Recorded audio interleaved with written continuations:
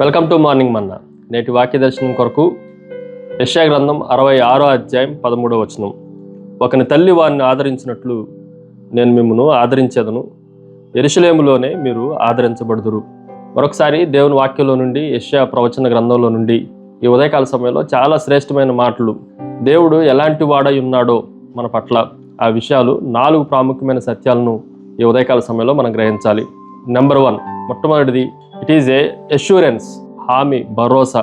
తల్లి ఏ విధంగా అయితే పిల్లలకు నేనున్నాను అన్న హామీని, భరోసాని ఇస్తుందో, భయమే కానీ, ఆందోళనే కానీ, కలవరమే కానీ, భయంకరమైన పరిస్థితుల నడుమ కూడా తల్లి బిడ్డకు నేను ఎప్పుడు ఉన్నాను అన్న భరోసా, హామీని ఇస్తూ ఉంటుంది.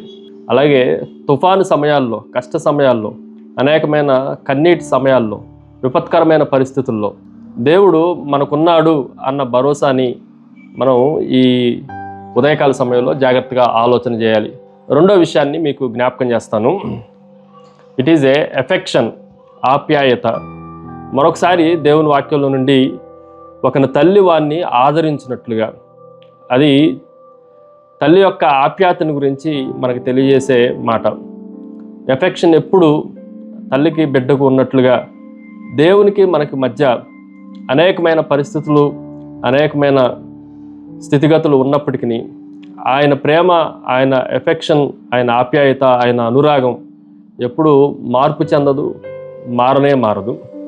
తల్లి తన బిడ్డల పట్ల, వారు పెద్దవారైనా చిన్నవారైనా, దూరంగా ఉన్నా దగ్గరగా ఉన్నా, అనురాగం, ఆప్యాయత ఏ విధంగా అయితే మారదో, దేవుడు కూడా మన పట్ల అటువంటి అనురాగాన్ని, ఆప్యాయతను కలిగి ఉన్నాడు అన్న సత్యాన్ని మనం గ్రహించాలి.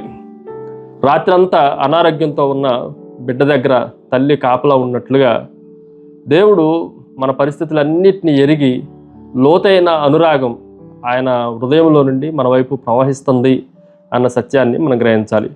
మూడో విషయాన్ని మీకు జ్ఞాపకం చేస్తాను, అటెన్షన్, శ్రద్ధ. ఈ విషయాన్ని కూడా మనం జాగ్రత్తగా ఆలోచన చేస్తే దేవుడు ఒక తల్లిలాగా చిత్రీకరించబడటం ఇక్కడ మనం జాగ్రత్తగా ఆలోచన చేయొచ్చు. తల్లి ప్రతి సందర్భంలో పిల్లల పట్ల శ్రద్ధ కలిగినట్లుగా మనం ఆలోచన చేయొచ్చు. కొన్నిసార్లు పిల్లల కన్నీటి గాథలను తల్లి అర్థం చేసుకోగలదు. ఒకవేళ వాళ్ళు వేరే రూమ్లో ఉన్నప్పటికీ పక్క రూమ్లో ఉన్న తల్లి వాటిలన్నిటినీ గ్రహించగలదు. అలాగే మౌనంగా ఉండే కన్నీటి గాథలు తల్లి మాత్రమే కనుగొనగలదు. గుసగుసలాడే శబ్దాలే కానీ, ఎవరికి చెప్పుకోలేని మౌన రోదనే కానీ మన తండ్రి అయిన దేవుడు వినగలడు, వాటిని గ్రహించగలడు. వాటి పట్ల కూడా దేవుడు శ్రద్ధ కలిగిన వాడు అన్న సత్యాన్ని మనం గ్రహించాలి. ఫైనల్లీ, చివరగా, ఇట్ ఈజ్ అవైలబిలిటీ, లభ్యత, అందుబాటులో ఉండే పరిస్థితి.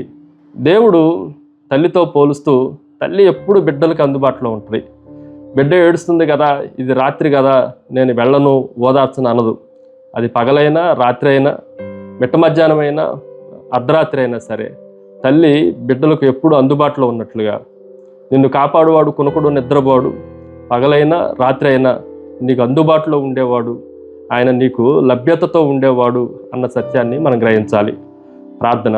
సకల ఆశీర్వాదములకు కారణభూతుడవు తండ్రి, తల్లిలాగా మీరు మమ్మల్ని ప్రేమిస్తున్నందుకై, తండ్రిలాగా మీరు మమ్మల్ని ఆదరిస్తున్నందుకై, తల్లికి తండ్రికి మించిన ప్రేమతో మమ్మల్ని మీరు కొన్నందుకే మిమ్మల్ని స్తుతిస్తూ ఆరాధిస్తూ యేసు నామమున అడిగి వేడుకుంటున్నాం తండ్రి.